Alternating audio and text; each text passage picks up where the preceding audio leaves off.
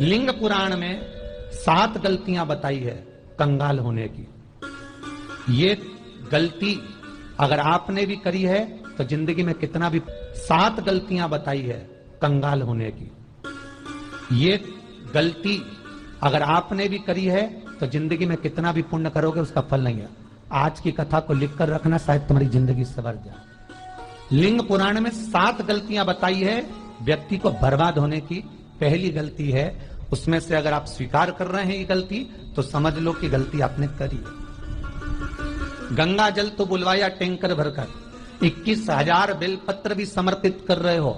आप मंदिर के अंदर बैठ गए, दर्शन करने वाला आता रहा, किसी को अंदर प्रवेश नहीं दिया। आप गंगा जल चढ़ाते रहे, आप बेलपत्र चढ़ाते रहे, आप स्वयं पूजन करते रहे, और दूसरा व्यक्ति ना जाने किस भाव से, किस रूप में आकर भगवान की सेवा करना चाहता था। पंडित जी ने आपके चक्कर में उसको जल नहीं चढ़ाने दिया, पंडित जी ने आपके चक्कर में उसको बेलपत्र नहीं चढ़ाने दिया। पहली गलती यह हो गई कि भगवान के भक्त को भगवान से दूर कर दिया गया। अब उठा लो श्रीमद् भागवत कथा।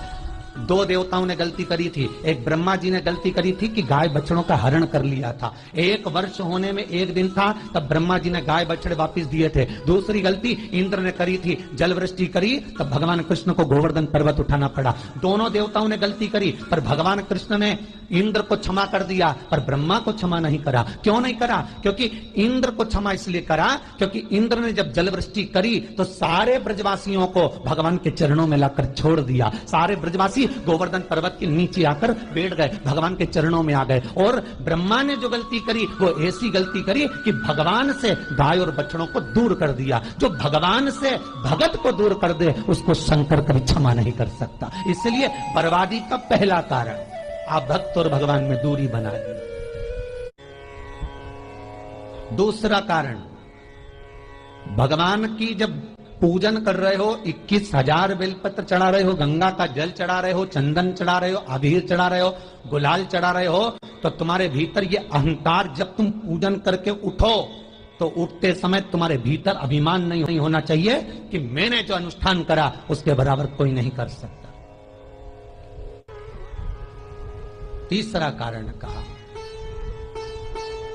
कि भगवान की सेवा तो आप कर रहे हो, भगवान की चाकरी में तो आप लगे हो, भगवान की आराधना भी कर रहे हो, दिया भी लगा रहे हो, धूप बत्ती भी लगा रहे हो, स्नान भी करा रहे हो, पंचामृत स्नान भी करा रहे हो, सारी पूजन अर्चना सब तुम कर रहे हो। पर हो सकता है इस पूजन अर्चना में आप केवल 3 घंटा पूजन करते हो और बाकी के समय किसी न किसी की जीवात्मा को दुख पहुंचा रहे हो। एक कथा में एक बात कही थी कि भले मंदिर में दिया मत लगाओ, भले मंदिर में जाकर धूप बत्ती मत जलाओ, भले मंदिर में जाकर भोग मत लगाओ, भले मंदिर में जाकर जल मत चढ़ाओ, कुछ मत करो, भले भगवान को नए कपड़े मत पहनाओ, भले तुम्हारी मर्जी पड़े भगवान को भोग मत लगाओ, पर शास्त्र कहता है कुछ मत करो, पर एक काम जरूर करना कि किसी के चेहरे पर प्रसन्नता ला देना तो मंदिर में दिया जलाने के बराबर होगा। किसी के चेहरे पर चमक ला देना, प्रसन्नता ला देना तो अगरबत्ती लगाने के बराबर होगा। किसी गरीबड़े के, किसी दुखी के चेहरे पर अगर तुमने प्रसन्नता ला दी तो वो भगवान को कपड़े पहनाने के बराबर होगा। मालूम पड़े तुम मंदिर में पूरी सब्जी बांटो, मंदिर में भोजन कराओ, मंदिर में सारा पकवान चढ़ाओ, और कोई तुम्हारे कारण अगर दुखी है तो तुम्हें वो सुख का भान नहीं हो सकता। तीसरा कारण है हमारा, वो सुख नहीं मिल सकता। चौथा कारण है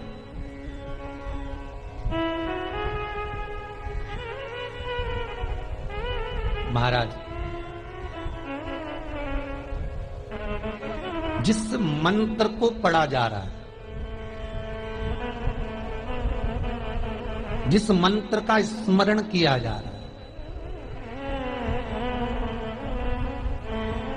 जिस भगवान की माला को हम जप रहे हैं, हम पाठ कर रहे हैं, उसमें त्रुटि। उठा लीजिए दुर्गा सप्तशती। दुर्गा सप्तशती का हिंदी अनुवाद में एक थोड़ा सा दृष्टांत दिया है, आपको मालूम होगा।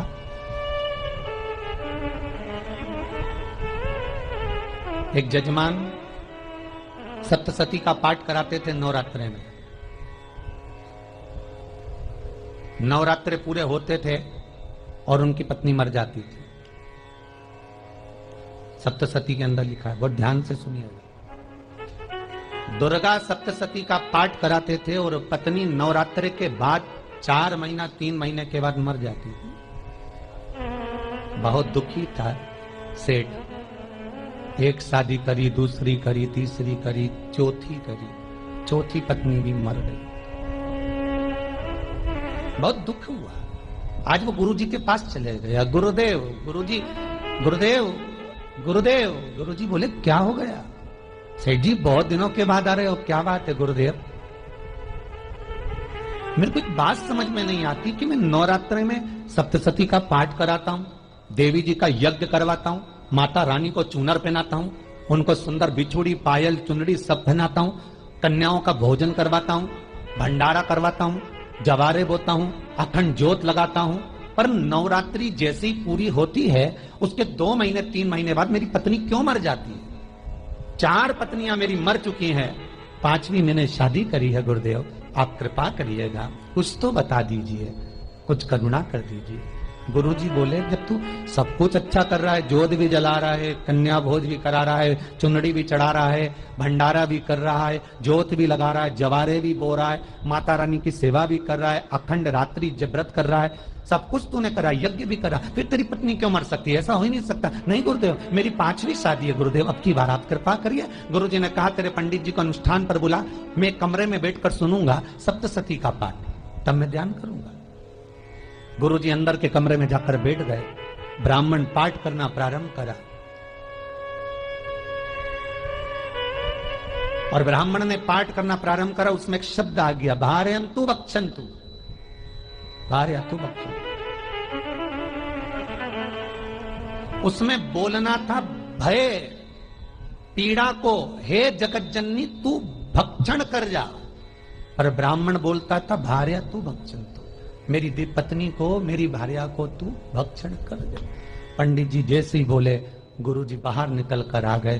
पंडित जी को रोका, रुकिए गुरुदेव आप हर साल अनुष्ठान कर रहे हो जजमान के यहाँ और बोल देते हो भार्यन्तु भक्षन्तु, हे देवी तू मेरी पत्नी को खा जा, तो माँ हर बार उस पत्नी को निगल जाती है। निवेदन है, शब्द सुधार लीजिए, शब्द ठीक है। चौथा कारण है कि आप जो पाठ कर रहे हो, आप जो पूजन कर रहे हो, आप जो अनुष्ठान कर रहे हो, उसमें कुछ ना कुछ गलती जरूर हो रही है। ये चौथा कारण है।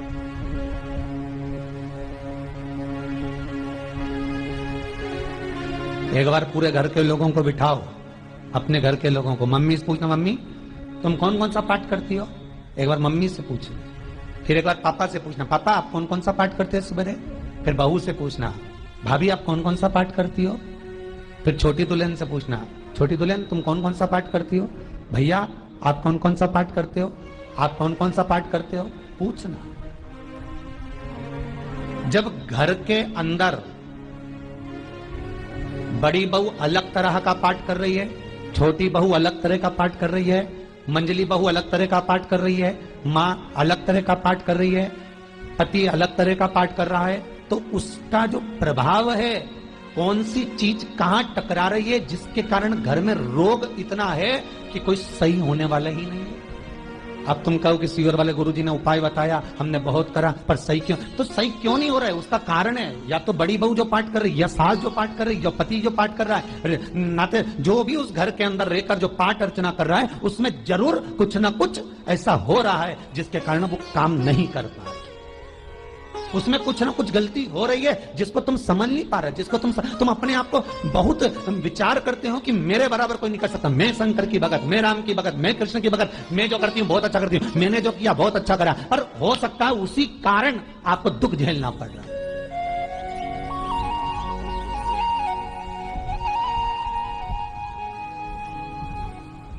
उसी के कारण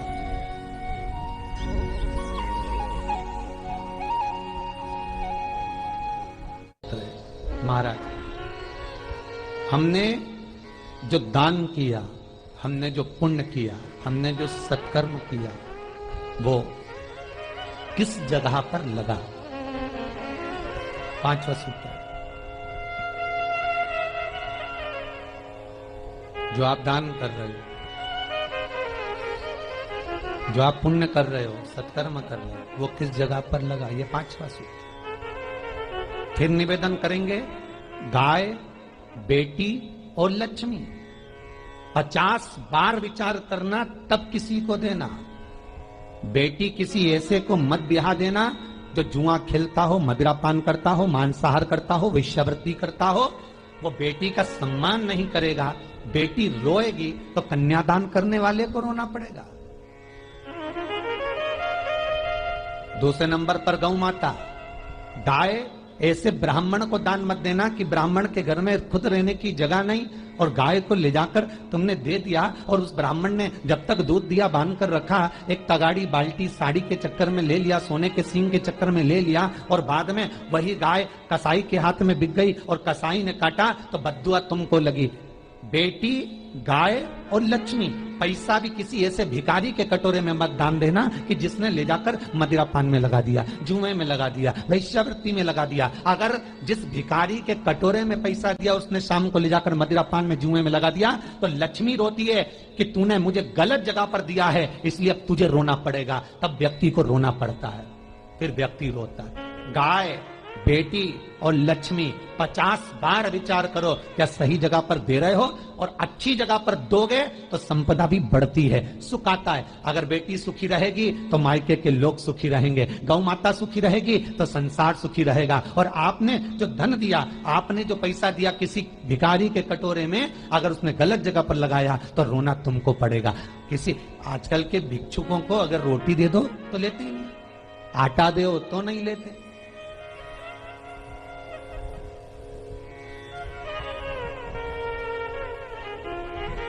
पहले के समय में जो भिक्षुक आते थे ना, तो रोटी बनी हुई मांगते थे। बूढ़ी बूढ़ी माताएं जानती होंगी, चिमटा बजाकर, घुंघरू बजाकर कहते थे भोजन, तो 2 रोटी निकाल कर दे दी जाती थी घर से। लो बाबा, तो माता इतना प्रेम रखती थी, केवल रोटी नहीं देती थी, बाबा बैठो हम सब सब्जी लाकर देते। इतना प्रेम था बुजुर्ग माताओं का, बैठो। पर आज के जमाने में अगर रोटी दे दो तो फेंक दे नली में ले जाके। पैसा चाहिए, क्यों? शाम को पीने के लिए चाहिए ना, मदिरापान के लिए, मांसाहार के लिए, जुए के लिए, वेश्यावृत्ति के लिए धन चाहिए।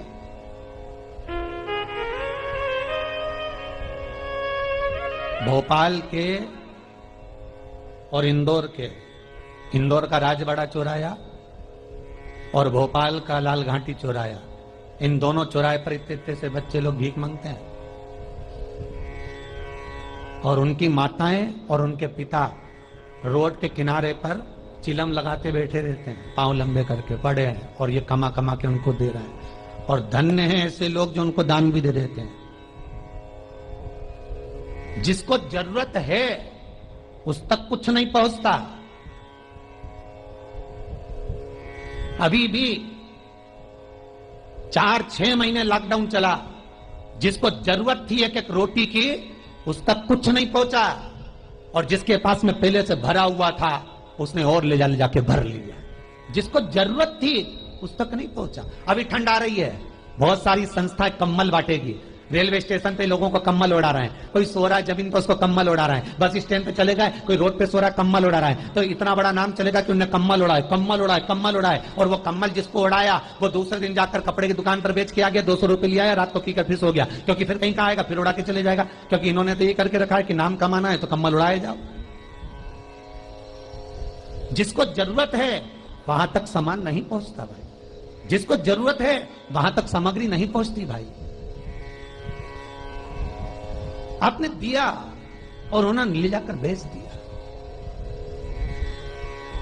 और फिर सोचते हो कि मैंने तो पुण्य करा है। कई लोग कहते हैं मैंने दान करा, मेरे को इतना फल मिलेगा। काहे का दान करा? ऊपर तो जा, यमराज के डंडे पड़ेंगे। रेल में, ट्रेन में आप बैठ जाओ, रिजर्वेशन कोच में, छोटे छोटे लड़के आते हैं, अपना कपड़ा उतारते हैं। सही बोलना रे भाई, जितने लोग टीवी पर कथा सुन रहे हो, छोटे छोटे बच्चे अपना कपड़ा उतारेंगे और पोछा लगाएंगे रेल की बोगी में। जब गवर्नमेंट ने स्वीपर रख रखे हैं तो तुम्हें अंदर आने का किसने कहा? कौन ने कहा कि तुम अपना कपड़ा उतार के पोछा लगाओ?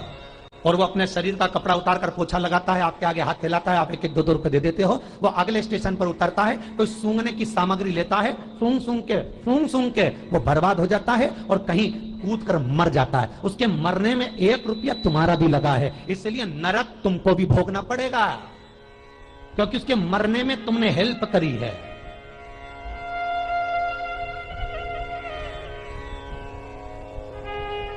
तुमने तो रुपया दिया था भोजन करने के लिए, उसने कोई सूंघने की सामग्री ले ली और सूंघ सूंघ के नशे में मर गया, उसके मरने में 2 रुपए तुम्हारे हैं, 1 रुपए तुम्हारा है, तो भोगना तो तुमको भी पड़ेगा ना।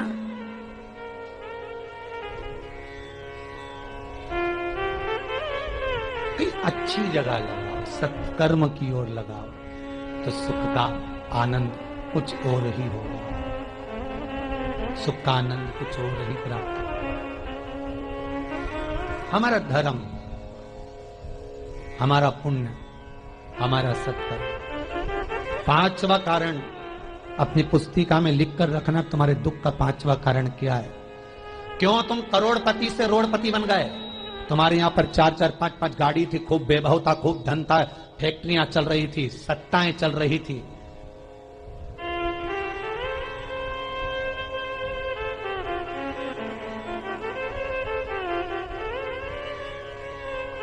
खूब सत्ताएं थी, खूब वैभव था, खूब धन था, पर कुछ भी नहीं, सब धरा की धरा रह गए, सारा कोई वैभव बचा ही नहीं, कोई वैभव नहीं। एक हमारे, पर कुछ भी नहीं, सब धरा की धरा रह गए, सारा कोई वैभव बचा ही नहीं, कोई वैभव नहीं। एक हमारे सेंधवा के भगत हैं महाराज, बड़े भावपूर्ण भगत।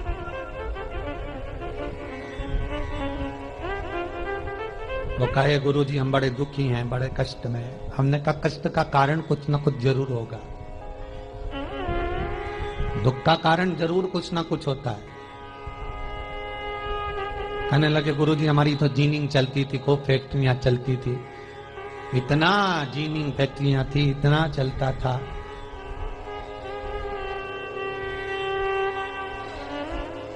इतनी जीनिंग चलती थी, इतनी फैक्ट्रियां चलती थी, गुरुदेव बहुत दुखी हो गए। हमने कहा दुख का कारण, जो ये 7 कारण है शिव महापुराण के लिंग पुराण में जो 7 कारण बताए हैं दुख आने के, जब फैक्ट्रियां अच्छी चल रही, जीनिंग अच्छी चल रही, व्यापार अच्छा चल रहा है, तो 7 कारण बताए हैं कि आप उन 7 कारण में से कोई कारण आपके साथ में हुआ है जिसके कारण आप रोड पर आ गए, करोड़पति से रोडपति बन गए।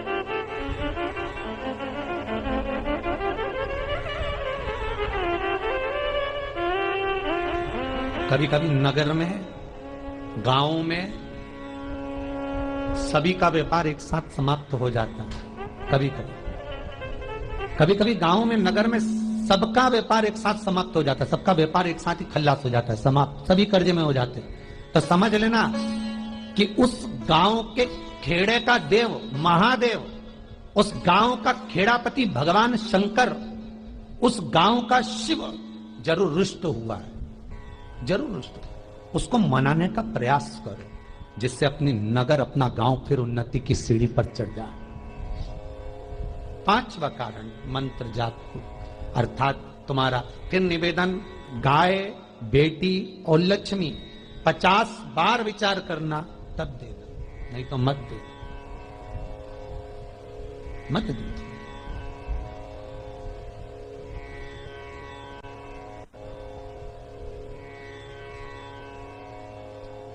और महाराज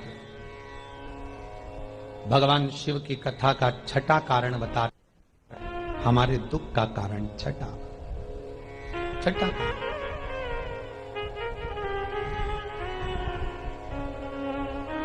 आदर सम्मान में कमी। घर के जो बड़े हैं, घर के जो बुजुर्ग हैं, घर के जो आदरणीय हैं, उनका सम्मान नहीं करता। सुंदर कहा, जिस घर में माँ बाप की इज्जत नहीं होती, उस घर में देखना कभी बरकत नहीं होती।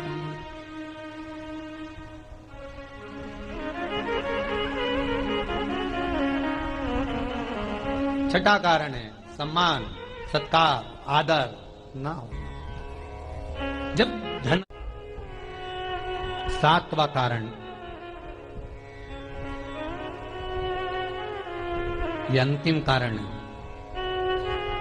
जितने लोग कर्जे में लदालू में, जितने लोग दुखी हैं, जितने लोग तकलीफ में, आज की कथा को बहुत दिल से सुनना, अपनी गलती को जरूर छांटना। मुझे विश्वास है मेरा भोलेनाथ, आप अगर गलती को स्वीकार कर लोगे तो शंकर वापिस आपको करोड़पति बना देगा, लखपति बना देगा। शंकर आपके भंडार फिर भर देगा। 7 कारण में से अपनी गलती को जरूर छांटना साहब कि आपने गलती कौन सी करी, और अपनी गलती को छाट ले, यही सबसे बड़ी बात है ना। लोग सुनने के बाद भी नहीं छाटेंगे, नहीं मैंने तो कुछ करा ही नहीं, मैं तो कुछ कर ही नहीं, बस मैं ही तो है, हरी जगदम्बा वो मैं ही फंसा है बीच में।